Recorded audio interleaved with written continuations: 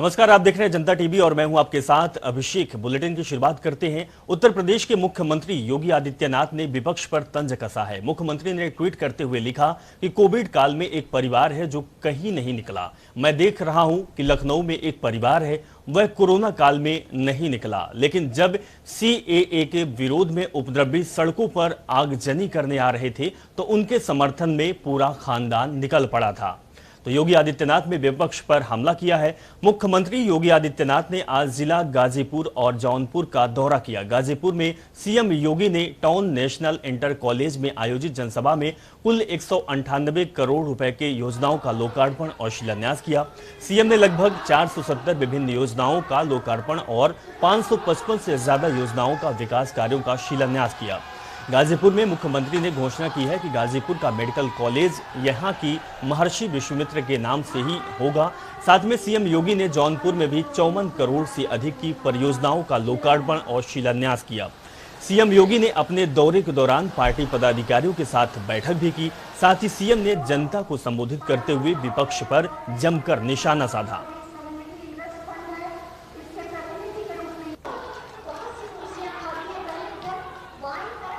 तो हम आपको तस्वीर दिखा रहे हैं। आज योगी आदित्यनाथ अपने दौरे पर थे, जहां पर उन्होंने कई घोषणाएं की, साथ में विपक्ष पर जमकर निशाना भी साधा है।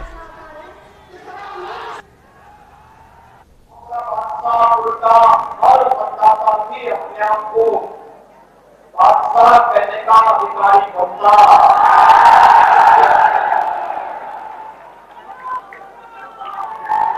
आज तो आपने एक सपा कर दिया है और सपा लग गया है सर्वमतों का।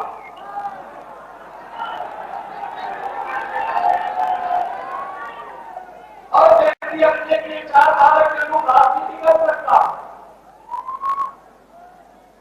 किसी को बात में नहीं किया जा सकता, लेकिन जब चुना गया जनप्रतिनिधि बीच से ही छोड़ करके प्रवर्तन निदेशालय समाजवादी पार्टी के सांसद आजम खान, बाहुबली मुख्तार अंसारी और अतीक अहमद से उनके और उनके सहयोगियों के खिलाफ दर्ज मनी लॉन्ड्रिंग के अलग अलग मामलों में पूछताछ करेगी। आधिकारिक सूत्रों ने बताया कि मनी लॉन्ड्रिंग निवारण अधिनियम के तहत दर्ज मामलों की सुनवाई करने वाली विशेष अदालतों से अनुमति प्राप्त करने के बाद केंद्रीय एजेंसी कार्रवाई शुरू कर रही है। उन्होंने बताया कि आजम खान, मुख्तार अंसारी और अतीक अहमद से पूछताछ की जाएगी। आपको बता दें कि प्रयागराज एमपी एमएलए कोर्ट से ईडी को पूछताछ की इजाजत मिल चुकी है।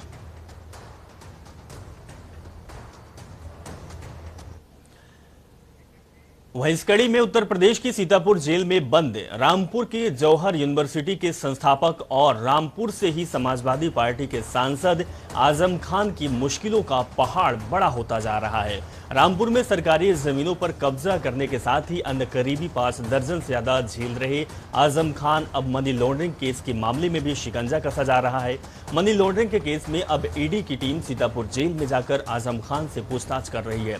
समाजवादी पार्टी के संस्थापक सदस्यों में से एक आजम खान उत्तर प्रदेश में मुलायम सिंह यादव के साथ ही अखिलेश यादव की सरकार में भी कैबिनेट मंत्री रहे।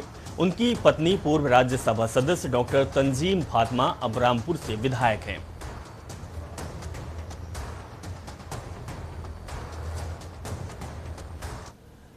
वहीं ईडी की पूछताछ की खबर मिलते ही आजम खान की पत्नी तंजीम फातिमा आजम से मिलने सीतापुर जेल पहुंची। आपको बता दें कि आज जेल में ईडी आजम खान से पूछताछ कर रही है। तो सीतापुर जेल में ईडी पूछताछ कर रही है। आपको बता दें कि एमपी एमएलए की विशेष अदालत के द्वारा मंजूरी मिली है कि अतीक अहमद, मुख्तार अंसारी और आजम खान से पूछताछ ईडी कर सकती है और इस सिलसिले में ईडी सीतापुर जेल आजम खान के पास पहुंच चुकी है और पूछताछ लगातार चल रही है।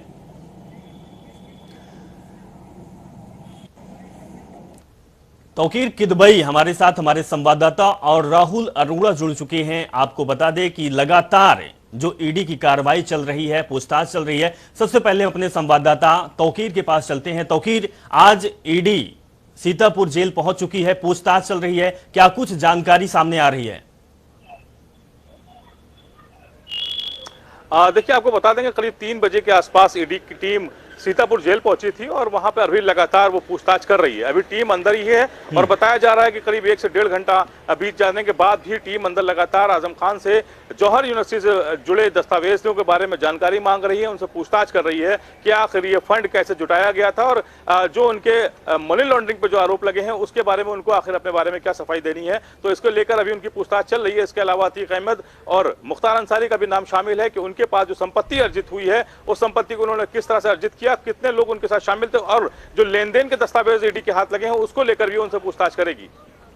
बिल्कुल तौकीर, हमारे साथ राहुल भी जुड़े हुए हैं। राहुल, लगातार कहीं ना कहीं अब सरकार सख्त होती जा रही है माफियाओं पर, चाहे वो आजम खान की प्रॉपर्टी की बात की जाए, चाहे वो मुख्तार अंसारी की बात की जाए, अतीक अहमद की बात की जाए, हर किसी की प्रॉपर्टी को सील किया जा रहा है। जो उनके अवैध निर्माण बने हुए हैं उनको ध्वस्त किया जा रहा है। इसी सिलसिले में बड़ी कार्रवाई होती दिख रही है। सीतापुर जेल में लगातार ईडी बातचीत कर रही है, पूछताछ कर रही है। इसके बाद मुख्तार अंसारी और अतीक अहमद पर भी गाज गिरने वाली है। जी बिल्कुल, मैं आपको बता दूं कि आजम खान से ईडी काफी देर से पूछताछ कर रही है। तकरीबन 2 घंटे हो गए और ये पूछताछ लगातार चल रही है। इससे ये जो प्रशासन है अंदर वो भी एक्टिव है और उसके साथ ये साबित हो रहा है कि जहां से इन्होंने धन अर्जित किया है, माफिया से धन आया है या कहीं किसी हवाला के पैसे से आया, इस बात को लेकर काफी दस्तावेज उनके पास है। जब वो टीम अंदर जा रही थी, 2 सदस्यीय टीम थी, तो उनके पास एक काफी मोटी फाइल थी। इसका मतलब ये मान के चलते हैं कि भी घंटा 1.5 घंटा आजम खान से भी और पूछताछ हो सकती है। जी बिल्कुल राहुल, ये भी जानकारी सामने आ रही है कि जैसे ही जानकारी उनकी पत्नी को लगी, फातिमा को लगी, वो भी सीतापुर जेल पहुंच चुकी है। आखिर क्या कुछ निकल सकता है ईडी के द्वारा, क्योंकि मनी लॉन्ड्रिंग का मामला है, बहुत सारे मामले पहले से ही पेंडिंग है, उनके साथ चल रहे हैं। मनी लॉन्ड्रिंग के मामले में किस तरीके से वो फंसते हुए नजर आ सकते हैं?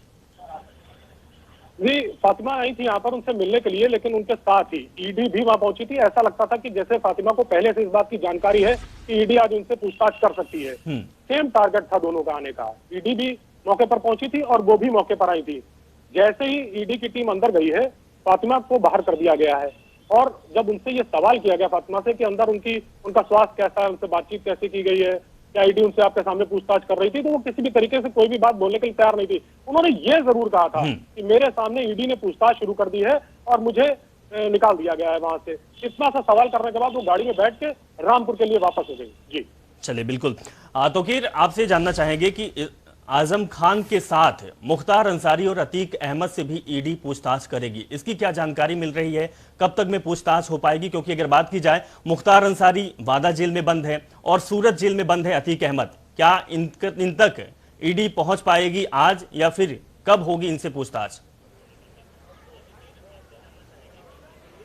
देखिए, अतीक अहमद और मुख्तार अंसारी के बारे में तो आपको बता देंगे कि 1 हफ्ते के अंदर ईडी उनसे पूछताछ करने पहुंचेगी। इसकी परमिशन हो चुकी है कि उनसे जेलों में बंद उन दोनों के पास ईडी की टीम पहुंचेगी। लेकिन फिलहाल रामपुर के सांसद आजम खान से पूछताछ करने के लिए ईडी की टीम पहुंच चुकी है। और आपको बता देंगे कुछ समय पहले अभी आजम खान को लेकर इस बात की भी चर्चाएं थी कि वो जेल से बाहर आ सकते हैं, क्योंकि उनके बेटे के ऊपर जो आरोप लगे थे, जो उनके ऊपर अन्य आरोप लगे थे, उसमें कहीं ना कहीं उनको बेल मिल चुकी थी और सुप्रीम कोर्ट से भी एक मामले में, पासपोर्ट के मामले में उनको राहत मिली थी। तो कहीं ना कहीं इस बात की चर्चाएं भी तेज हो गई थी कि आजम खान अब जल्द जेल से बाहर आ सकते हैं। लेकिन 8 महीने पहले जो ईडी ने मुकदमा दर्ज किया, उसमें पूछताछ करने आज ईडी की टीम सीतापुर जेल पहुंची। तो कहीं ना कहीं सवाल फिर खड़े हो रहे हैं कि आजम खान को अब जेल से बाहर आने में काफी मुश्किलों का सामना फिर करना पड़ेगा, क्योंकि ईडी भी अब अपनी कार्रवाई तेज कर चुकी है और पूछताछ में अगर उसके हाथ मजबूत सबूत लगते हैं तो कहीं ना कहीं आजम खान के लिए मुश्किलें भी और बढ़ती नजर आ रही हैं। बिल्कुल, तो राहुल बिल्कुल ये कह सकते हैं कि अब जो माफिया है उत्तर प्रदेश के, उन पर अब जो जांच एजेंसियां हैं लगातार कार्रवाई के लिए सक्रिय होती जा रही हैं।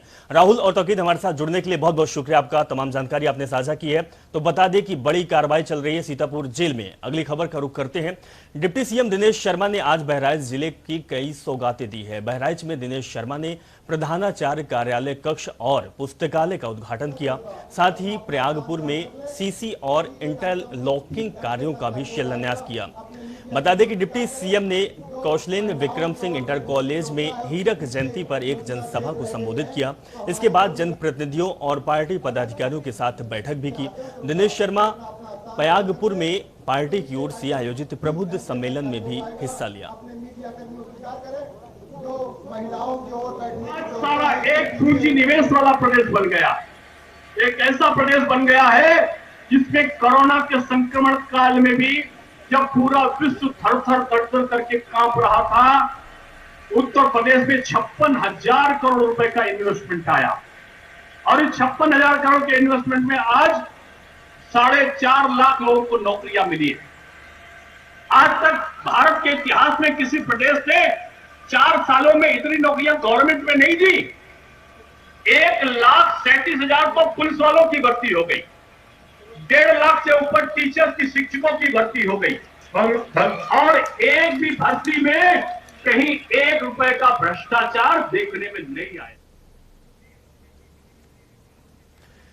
दलित समाज में आने वाले चरणजीत सिंह चन्नी ने पंजाब के मुख्यमंत्री के रूप में शपथ ले ली है। यह पहली बार है जब पंजाब में दलित समाज से आने वाले कोई नेता मुख्यमंत्री बना है। इस पर बसपा सुप्रीमो मायावती ने कांग्रेस को निशाना लेते हुए कहा कि कांग्रेस का चुनावी हथकंडा है। कांग्रेस ने दलितों का वोट लेने के लिए कुछ महीनों के लिए चरणजीत सिंह चन्नी को मुख्यमंत्री बनाया है। मायावती ने कहा कि कांग्रेस ने चुनावी लाभ लेने के लिए निर्णय लिया है, जबकि सच तो ये है कि कांग्रेस को दलितों पर भरोसा नहीं है। उन्हें मुसीबतों में ही दलितों की याद आती है। श्री चरणजीत सिंह चन्नी को सबसे पहले मैं हार्दिक बधाई एवं शुभकामनाएं देती हूँ, लेकिन ये बेहतर होता कि यदि कांग्रेस पार्टी पहले ही इनको पूरे 5 वर्ष के लिए यहाँ का मुख्यमंत्री बना देती, किंतु अब कुछ ही समय के लिए इनको पंजाब का मुख्यमंत्री बनाना, तो इससे तो ये लगता है कि ये केवल इनका कोरा चुनावी हथकंडा है, इसके सिवाय कुछ भी नहीं है। पंजाब में आगामी विधानसभा चुनाव इनके नेतृत्व में नहीं बल्कि गैर दलित के नेतृत्व में ही लड़ा जाएगा, जिससे भी ये साफ जाहिर हो जाता है कि कांग्रेस पार्टी का दलितों पर अभी तक भी पूरा भरोसा नहीं जमा है। किंतु इनके इस दोहरे चाल चरित्र व चेहरे आदि से वहां के खासकर दलित वर्ग के लोगों को जरूर सावधान रहना है। इसमें दलित वर्ग के लोगों के साथ साथ जो अति पिछड़े वर्ग के लोग भी हैं, तो वो ना कांग्रेस के बहकावे में आने वाले, ना बीजेपी, ना अन्य किसी और पार्टी के, क्योंकि इनको ये बात अच्छी प्रकार से मालूम है कि इनको जो कुछ भी मिला है तो वो परम पूज्य बाबा साहब डॉक्टर भीमराव अंबेडकर के प्रयासों से ही। बीजेपी के प्रबुद्ध वर्ग सम्मेलन में पहुंचे उत्तर प्रदेश के विधानसभा अध्यक्ष हृदय नारायण दीक्षित ने विवादित बयान दे डाला। विधानसभा अध्यक्ष प्रबुद्ध वर्ग का उद्घाटन करने के लिए पहुंचे थे, इस दौरान उनकी जुबान फिसल गई। विधानसभा अध्यक्ष ने कहा कि गांधी जी अखबार पढ़ा करते थे, कम कपड़े पहनते थे और धोती ओढ़ते थे। गांधी जी को देश ने बापू कहा। इस बीच उन्हें राखी सावंत याद आ गई और उन्होंने कहा कि अगर कपड़े उतारने से कोई महान बन जाता तो राखी सावंत महान बन जाती, जिस पर पलटवार करते हुए समाजवादी पार्टी के प्रवक्ता सुनील सिंह और साजन और कांग्रेस प्रवक्ता अंशु अवस्थी ने क्या कुछ कहा, हम आपको सुनाते हैं। उत्तर प्रदेश के माननीय विधानसभा के अध्यक्ष का जो बयान आया है वो बहुत ही निंदनीय है। उनका बयान दर्शाता है कि आज भी भारतीय जनता पार्टी बापू के विचारों के खिलाफ है, उनकी सोच के खिलाफ है। और जो बात उन्होंने राखी सावंत की कही है, इससे ये दर्शाता है कि वो अब देश की बेटियों का चरित्र कपड़ों से तय कर रहे हैं। और ये सिर्फ राखी सावंत का अपमान नहीं है, ये उन बेटियों का भी अपमान है जो देश के लिए ओलंपिक से मेडल लेके आई हैं, जो क्रिकेट खेल रही हैं, जो सेना में है, जो फिल्मी जगत में काम करके देश का नाम दुनिया के सामने रोशन कर रही हैं। महात्मा गांधी जी को अपमानित करना भारतीय जनता पार्टी का संस्कार बन चुका है। हृदय नारायण दीक्षित जी ने जो अपमान किया है कपड़ों से तुलना करके, वो अपने आप में अक्षम्य है, अक्षम्य अपराध है। और उसके बाद भारतीय जनता पार्टी की तरफ से कोई भी खंडन का बयान ना आना, आरएसएस की तरफ से कोई भी खंडन का बयान ना आना, ये दर्शाता है कि गांधी जी और उनके जो विचार थे शांति, प्रेम, अहिंसा, सद्भाव, सत्य के, उसके प्रति बीजेपी और आरएसएस कितनी घृणा रखते हैं, कितनी जहरीली सोच रखते हैं। बीजेपी ने हमेशा, आरएसएस ने हमेशा महात्मा गांधी जी को अपमानित करने का काम किया। उत्तर प्रदेश सरकार के कानून मंत्री ब्रजेश पाठक ने प्रेस कॉन्फ्रेंस की। इस दौरान उन्होंने प्रदेश सरकार की ओर से किए जा रहे विकास कार्यों का ब्यौरा रखा, साथ ही विपक्षी दलों पर निशाना साधा। कानून मंत्री ने कहा कि कोरोना काल के समय कोई भी विपक्षी दल बाहर निकलकर जनता के बीच नहीं आया। विगत 4.5 वर्षों में आमूलचूल परिवर्तन हुआ है डेवलपमेंट के कार्यों में। अपराधों का पंजीकरण हो, दोषी बचने न पाए, निर्दोष को कोई दिक्कत न हो, ये भी हमने प्राथमिकता पर ध्यान देने का काम किया है। आप देखेंगे जब परिणाम आएगा, भारतीय जनता पार्टी पिछली बार से अधिक सीटें जीत करके दोबारा सरकार बनाएगी और विपक्षी दल अपने आप खुद हिट विकेट हुए। कोरोना महामारी का काल ऐसा था जिसमें पीड़ित जनता के साथ खड़ा हुआ जा सकता था। कोरोना महामारी के दौरान चाहे समाजवादी पार्टी हो या दीगर दूसरे दल हो, चाहे बहुजन समाज पार्टी हो, चाहे कांग्रेस पार्टी हो या दूसरे दल जो इनकी चर्चा आप कर रहे हो, कोई भी दल सड़क पर निकल करके वंचित पीड़ित लोगों की सेवा करने के लिए नहीं आया था। अब उत्तराखंड की खबरों का रुख करते हैं। सोमवार को रुड़की में देहरादून रोड स्थित एक होटल में भाजपा ओबीसी मोर्चा की कार्यसमिति की बैठक हुई। इसमें मुख्यमंत्री पुष्कर सिंह धामी और ओबीसी मोर्चा के राष्ट्रीय अध्यक्ष डॉक्टर के लक्ष्मण भाजपा के ओबीसी मोर्चा की कार्यसमिति की बैठक में शामिल रहे। मुख्यमंत्री हेलीकॉप्टर से रुड़की पहुंचे। भाजपा कार्यकर्ताओं को संबोधित करने के बाद उनका काफिला भगवानपुर पहुंचा, जहां मक्खनपुर से उनकी जन आशीर्वाद रैली निकाली गई। रैली के जरिए भाजपा कार्यकर्ताओं को एकजुट करने के साथ ही जनता को विकास कार्यों की जानकारी दी गई। इस जन आशीर्वाद यात्रा से भाजपा के प्रदेश अध्यक्ष मदन कौशिक और भाजपा के बड़े बड़े नेता दिग्गज इस जन आशीर्वाद यात्रा में शामिल हुए। दूसरी ओर लक्सर में कांग्रेस भी अपनी परिवर्तन यात्रा की शक्ति प्रदर्शन कर रही है। विकास खरे हमारे संवाददाता लाइव जुड़ चुके हैं, उनके पास चलते हैं। विकास, आज जन आशीर्वाद यात्रा निकाली जा रही है और सबसे बड़ी बात है कि पुष्कर सिंह धामी लगातार जन आशीर्वाद यात्रा में शामिल हो रहे हैं, सौगातें दे रहे हैं और संबोधन भी कर रहे हैं। कांग्रेस के द्वारा रैली यहाँ पे जा रही है। हालांकि परिवर्तन यात्रा निकाली जा रही है। बात की जाए तो फिलहाल परिवर्तन की यात्रा हरिद्वार ग्रामीण में जो है यहाँ पर और किसी समय के बाद यहाँ पर कांग्रेस के राष्ट्रीय महासचिव जनसभा कांग्रेस बात अगर बीजेपी या तो अन्य जो आगे वो अपने नेतृत्व जो है रैलियां निकाली। हालांकि जनता को आने वाली विधानसभा चुनाव को लेकर जो विभागों का काम करिए, चाहे कांग्रेस हो या फिर बीजेपी हो, क्योंकि जिस तरह से अब प्रदेश में जो महंगाई बढ़ाई जाइए, कांग्रेस का काफी चला रहा है, चाहे देश को लेकर हो या फिर पेट्रोल का काम बढ़ा भी लगातार महंगाई की मार आम जनता को रही है। तो कहीं ना कांग्रेस लाना चाहती है कांग्रेस के अंदर भी। और बात किया जाए उत्तराखंड के अंदर भी काफी किस तरह से भाजपा के जो भ्रष्टाचार का उद्धार कांग्रेस जो यात्रा का माध्यम से करिए, आने वाले विधानसभा चुनाव इसका जवाब भी बिल्कुल विकास। तो आने वाली विधानसभा की तैयारी में सभी पार्टी लगी हुई है। एक तरफ बीजेपी जन आशीर्वाद यात्रा निकाल रही है तो कांग्रेस भी परिवर्तन यात्रा निकाल रही है। विकास, बहुत बहुत शुक्रिया जानकारी के लिए। हरिद्वार में कांग्रेस पार्टी ने परिवर्तन यात्रा का आगाज आज तीसरे दिन भी बड़ी धूमधाम से किया। खास बात तो ये रही कि युवाओं ने परिवर्तन यात्रा को लेकर जबरदस्त उत्साह दिखाया। परिवर्तन यात्रा खानपुर विधानसभा से होते हुए लक्सर पहुंची। खानपुर विधानसभा में काफिले का फूल मालाओं और ढोल नगाड़ों के साथ स्वागत किया गया। वहीं खानपुर विधानसभा में परिवर्तन यात्रा के दौरान खंडेरा के लंडूरा तक सभी कांग्रेस पार्टी के टिकट की दौड़ में नेता जगह जगह अपने समर्थकों के साथ दमखम दिखाते हुए दिखाई दिए। परिवर्तन यात्रा के दौरान कांग्रेसी भारी भीड़ जुटाकर शक्ति प्रदर्शन किया। भ्रष्टाचार, महंगाई, बेरोजगारी, 3 काले कृषि कानून, सिलेंडर और पेट्रोल डीजल के बढ़ते दामों के खिलाफ यात्रा निकाली गई। कांग्रेसियों का कहना है कि परिवर्तन यात्रा का संदेश जनता के दिलों में जा रहा है और उत्तराखंड में विधायक भी बदलेंगे और सरकार भी बदलेगी। आगामी विधानसभा चुनाव का सुगबुगाहट अब प्रदेश में, जहां कांग्रेस और आम आदमी पार्टी अपना परचम लहराने के लिए लगातार प्रदेश के लिए बीजेपी सरकार पर हमलावर रुख अपनाए हुए हैं, तो वहीं बीजेपी संगठन भी अपनी तमाम प्रदेश और केंद्र द्वारा संचालित योजनाओं को जनता के सामने रखकर अपनी जमीन मजबूत करने में जुटी हुई है।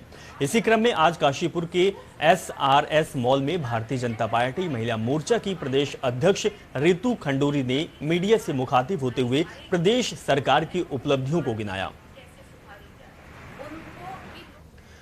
उत्तराखंड में चार धाम यात्रा का आगाज हो चुका है, जिसको लेकर सरकार के बाद स्वास्थ्य विभाग भी अलर्ट मोड पर दिखाई दे रहा है। उत्तरकाशी, रुद्रप्रयाग और चमोली में स्वास्थ्य विभाग ने डॉक्टरों की तैनाती की। उत्तराखंड की महानिदेशक तृप्ति बहुगुणा ने कहा कि विभाग की ओर से 251 डॉक्टरों ने चार धाम यात्रा पर तैनात किया गया है। बता दें कि चार धाम यात्रा पर 5 फिजिशियन, पैरामेट्रिक स्टाफ, नर्सेस और फार्मालिस्ट को तैनाती की गई है। उत्तराखंड में चारधाम यात्रा शुरू हुई है और सरकार के लिए चैलेंज भी है, और साथ में यह भी कहा गया है कि उत्तराखंड की चारधाम यात्रा में आ रहे लोगों की RT-PCR रिपोर्ट लाना अनिवार्य है। रामनगर में दिल दहला देने वाली घटना सामने आई। दरअसल कोसी नदी में 10 वर्षीय बच्चे की डूबने से मौत हो गई। वहीं आज फिर एक युवक नदी में गिरने से युवक की मौत हुई है। सूचना मिलने पर पुलिस और फायर ब्रिगेड की टीम घटनास्थल पर पहुंची। नहर में चल रहे पानी को कम करवाकर रेस्क्यू किया गया है और लगभग 3 से 4 घंटे में युवक की तलाश कर पाई। बता दें कि युवक की शिनाख्त के बाद परिवार को सूचना दी गई है।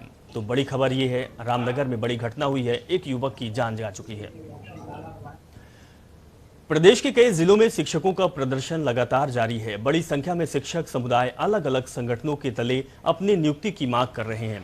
पिछले दिनों कोर्ट ने नियुक्ति को लेकर अपनी हामी भरी और जिसके बाद शिक्षा विभाग ज्यादा से ज्यादा पदों पर नियुक्ति निकालने की तरफ बढ़ रहा है। वहीं शिक्षा मंत्री अरविंद पांडे ने शिक्षकों की नियुक्ति को लेकर कहा है कि प्रदेश चाहे LT का शिक्षक हो या फिर प्रवक्ता का हो या फिर बेसिक शिक्षक हो, उनके जितने पद होते हैं सभी को हम आयोग को भेजकर नियुक्ति करते हैं। चलिए इस खबर के साथ फिलहाल इस बुलेटिन में बस इतना ही। आप जुड़े रहें और देखते रहें जनता टीवी। नमस्कार।